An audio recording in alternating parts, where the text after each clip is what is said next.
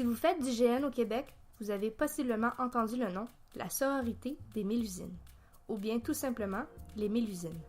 Par contre, rares sont ceux qui savent vraiment qui sont les Mélusines. Les Mélusines forment un groupe de femmes qui combat le sexisme dans le milieu du GN québécois.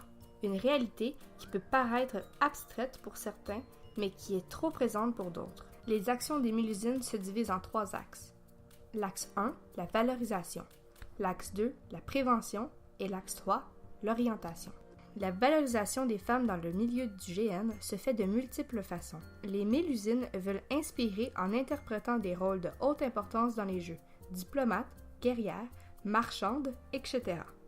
Elles encouragent aussi les joueuses à se détourner des rôles stéréotypés comme les veuves éplorées ou les prêtresses immaculées, en plus de suggérer aux organisateurs et organisatrices de retirer toute classe ou inaptitude basée sur le sexe. Il faut noter ici qu'une joueuse qui aime interpréter le rôle d'une prêtresse n'a pas tort, si c'est ce qu'elle aime. Mais il faut cesser de pousser les joueuses vers les rôles préconçus qui sont supposément plus faciles à jouer. Plusieurs femmes sont victimes d'harcèlement, d'attouchement et d'agressions sexuelles dans le milieu des GN québécois. En France, une étude menée par Solène Marquand sur 915 participants qui faisaient partie du jeu de rôle a montré des statistiques affligeantes.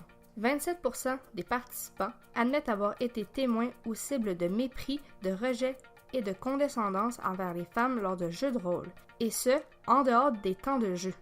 54% ont été témoins ou cibles de drague insistante envers les femmes. Bien que ce soit des statistiques françaises, plusieurs femmes québécoises ont été victimes de sexisme, de harcèlement, d'attouchement et d'agressions sexuelles. Rares sont celles qui en parlent à l'organisation, et les Mélusines sont là pour aider. Elles peuvent faire un pont entre l'organisation et les joueuses. 2 chemins existent, la communication directe avec les Mélusines, ou dans certains cas, l'organisation elle-même fait appel aux Mélusines. Celles-ci viennent alors faire de l'animation et font passer un questionnaire à plusieurs joueuses. Les réponses à ce questionnaire peuvent former une image d'ensemble de la situation des femmes dans un jeu donné. Les Mélusines peuvent alors faire un bilan à l'organisation qui peut ensuite s'ajuster. L'axe comprend aussi l'installation de chartes de consentement ou des techniques comme OK-Check, dont je parlerai dans les prochaines vidéos. Le but principal de cet axe est surtout de guider les victimes vers des institutions qui pourront les aider psychologiquement ou juridiquement. Plusieurs organisations de ce type ont parfois de la difficulté à comprendre ce qu'est le jeu de rôle et comment le roleplay peut ajouter une couche de complexité à un problème déjà complexe. On prend par exemple le fameux « Ce n'est pas moi qui t'ai harcelé, c'est mon personnage ».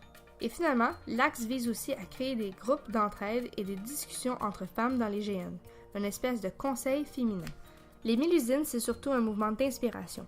Le but n'est pas de brusquer ni de forcer, mais d'évoluer tous ensemble vers un jeu de rôle où on se sent respecté et en sécurité.